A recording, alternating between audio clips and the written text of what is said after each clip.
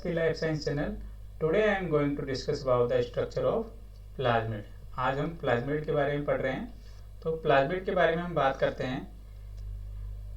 This is the picture of bacterial cell. और bacterial cell के अंदर जो है bacterial cell is having bacterial DNA which is known as genophore और nucleoid.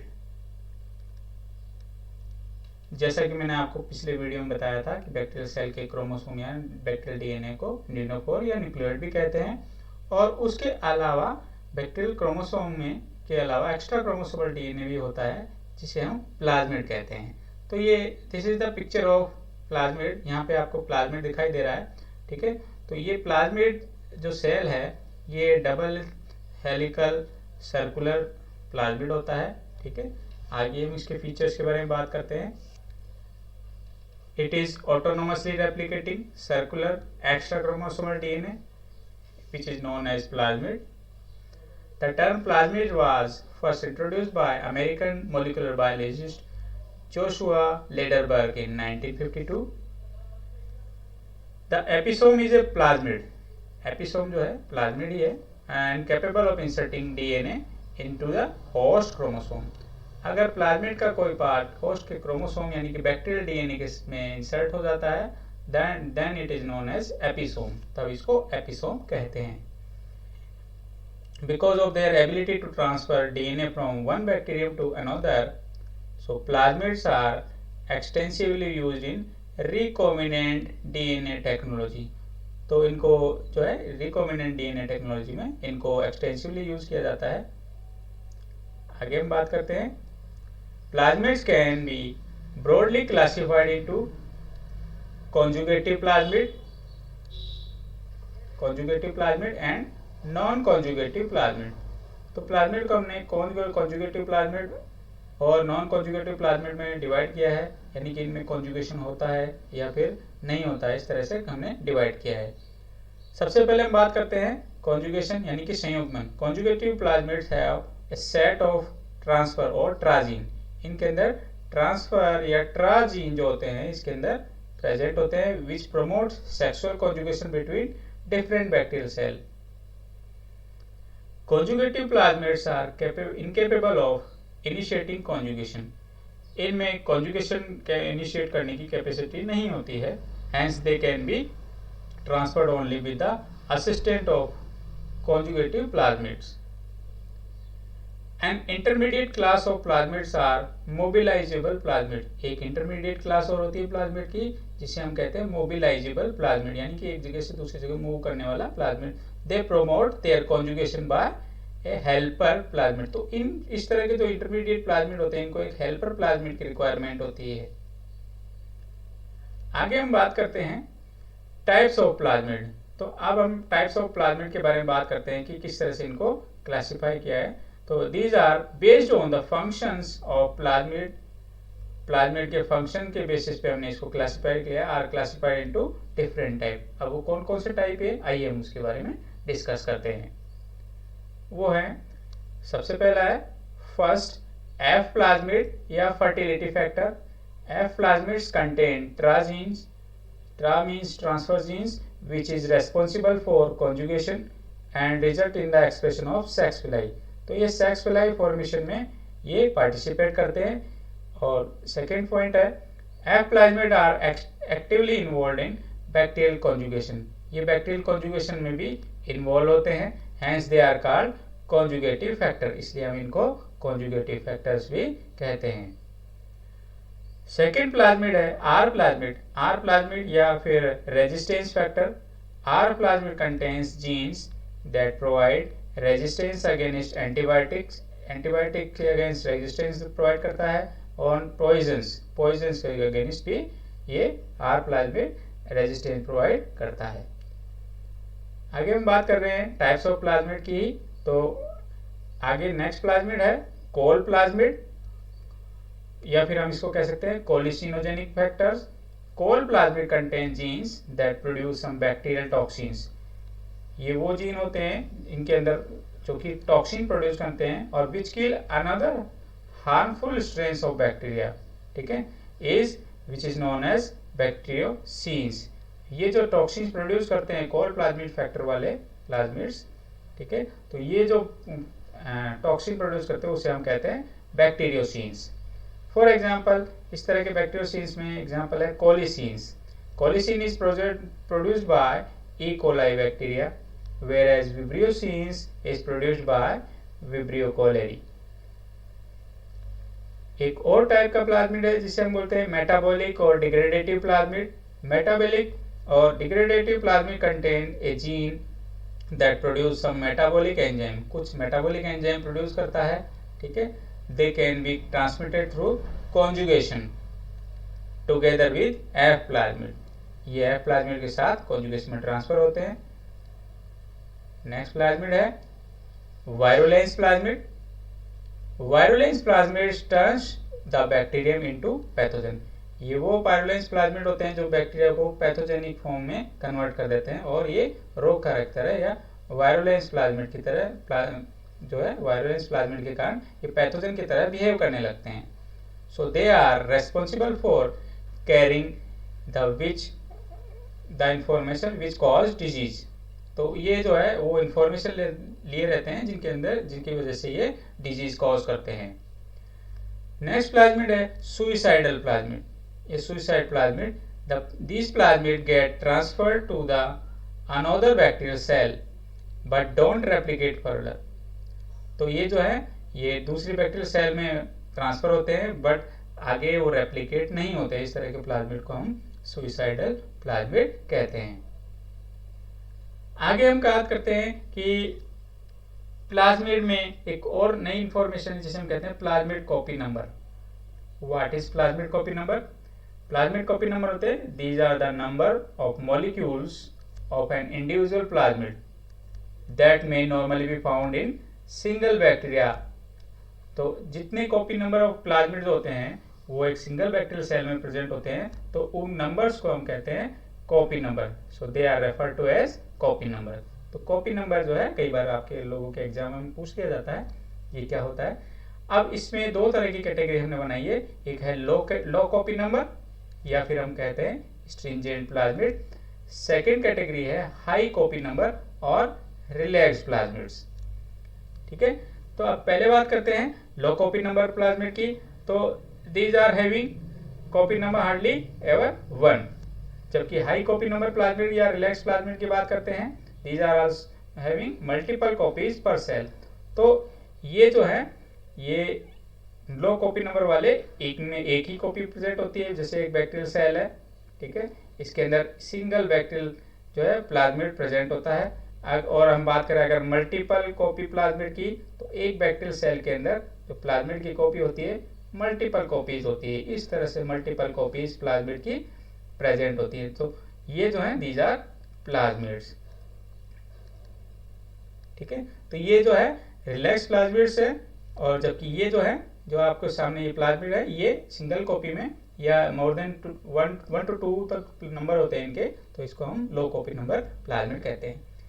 Second property है low copy number of plasmid की, these rigid होते हैं, कंट्रोल टू ऑफ रेप्लिकेशन, जबकि इनके अंदर हाई कॉपी नंबर वाले प्लाज्मिड है these are relax control of replication. इनमें रिलैक्स कंट्रोल ऑफ रेप्लिकेशन होता है।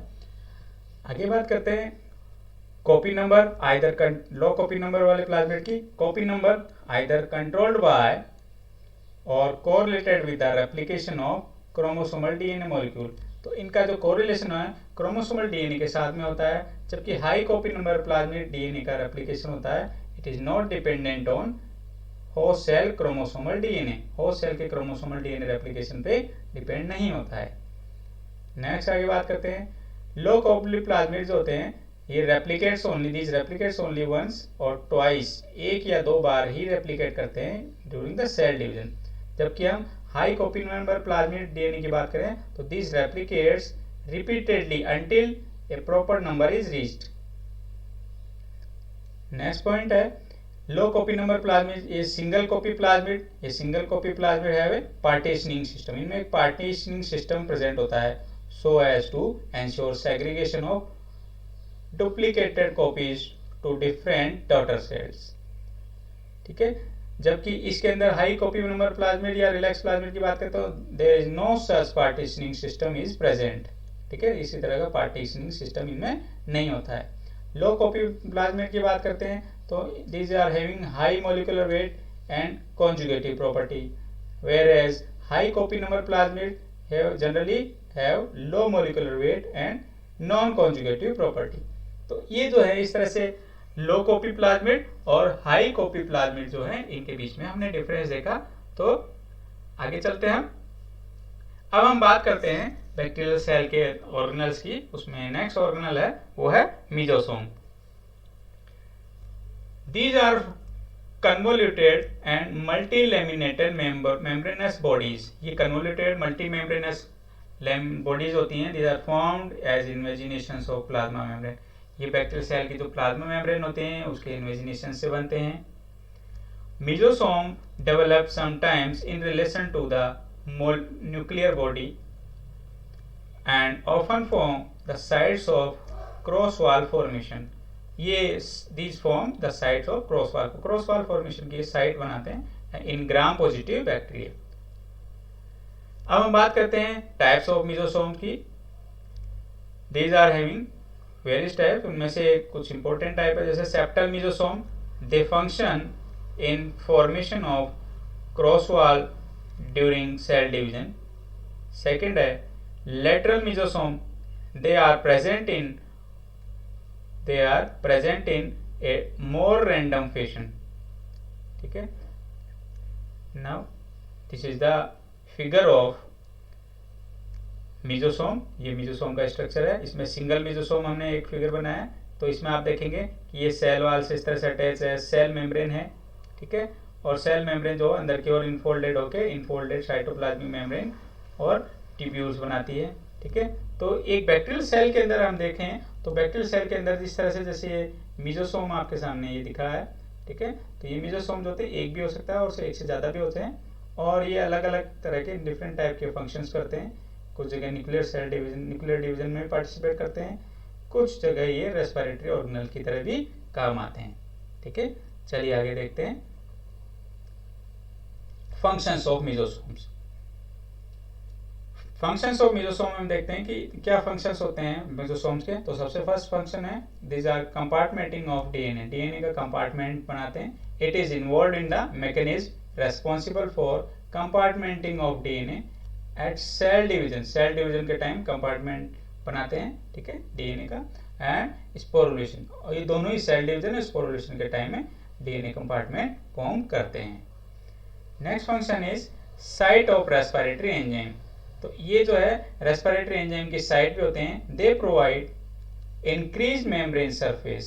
ये अपनी जो फोल्डिंग में फोल्डिंग होती है उसकी वजह से इनका सरफेस एरिया बढ़ जाता है and are principal site of the respiratory enzyme. तो ये रेस्पिरेटरी एंजाइम जो होती है बैक्टीरिया के अंदर उसकी प्रिंसिपल साइट होती है, यहाँ पर रेस्पिरेटरी एक्टिविटी होती है।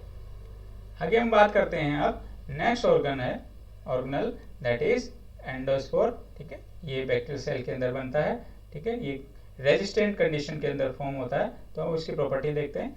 These are resistant structure, heat, irradiation and cold. तो ये जो है एंडोस्पोर जो है हीट को भी बियर कर सकते हैं, इरेडिएशन और कोल्ड कंडीशन को भी बियर कर सकते हैं, ठीक है। एडवर्स कंडीशन को ये सहन कर पाते हैं। इवन बॉइलिंग अगर हम करें, हम बैक्टीरिया एंडोस्पोर को बॉइल करें और उसमें अगर एक घंटे तक हम इसको रखें तो भी ये वायबल रहेंगे, दे विल बी वायबल। आगे हम बात करते हैं take times and energy to make spores, ठीक है। ये एंडोस्पोर्स अगर बनते हैं तो इनमें काफी टाइम लगता है और काफी एनर्जी लगती है। Their location is important in classification. अगर हम इन एंडोस्पोर को क्लासिफाई करें तो इनकी लोकेशन जो है उनके क्लासिफिकेशन में बहुत इंपॉर्टेंस रखती है और इनका जो लोकेशन है उसके बेसिस पे ये this can be central, subterminal और terminal type of endospores. Bacillus stearothermophilus bacteria के जो स्पोर्स होते हैं, ठीक है, these are use for quality control, ठीक है, of heat sterilization equipment. Heat sterilization equipment जैसे ऑटोक्लेव होता है, हम उसकी क्वालिटी अगर हम चेक करना चाहते हैं तो बैक्टीरिया बैसिलस स्टीरोथर्मोफिलस के स्पोर्स यूज किए जाते हैं, ठीक है, और उससे हम क्वालिटी चेक कर पाते हैं, ठीक है। तो क्वालिटी कंट्रोल के यूरोप में इसके स्पोर्स यूज किए जाते हैं। आगे हम बात करते हैं बैसिलस एंथ्रेसिस जो होते हैं, इनके स्पोर्स हम ये these are used in biological warfare. तो कई बार बायोलॉजिकल वारफेयर के अंदर इसके स्पोर्स भी यूज किए जाते हैं, ठीक है। आगे हम बात करते हैं, this is the picture of endospore. Endospore में हम देखेंगे कि इसके अंदर जो है सेंट्रल रीजन होता है, कोर रीजन, ठीक है, ये कोर रीजन है, ठीक है, और कोर रीजन के बाहर होता है कोर्टेक्स रीजन, और कोर्टेक्स रीजन के बाहर होता है स्पोर कोट, ठीक है। तो इस तरह से जो है ये एंडोस्पोर फॉर्म होता है। अब इसमें आप देख सकते हो कि एंडोस्पोर की पोजीशन जो है टर्मिनल पोजीशन है। इस तरह के एंडोस्पोर का फॉर्मेशन होता है। जनरली बैक्टीरियल सेल के अंदर एक ही एंडोस्पोर का फॉर्मेशन होता है, लेकिन कुछ वेरिएशंस हो सकते हैं, एक्सेप्शंस हो सकते हैं। आगे हम बात करते हैं बैक्टीरियल एंडोस्पोर की। These are form by some bacteria. ये जो होते हैं कुछ बैक्टीरिया द्वारा फॉर्म होते हैं। दीज आर डोरमेंट, ठीक है, ये डोरमेंट होते हैं, ये सुसुप्त अवस्था में रहते हैं और फेवरेबल कंडीशन के आने के बाद ये जो है एक्टिव हो जाते हैं, जर्मिनेट होते हैं।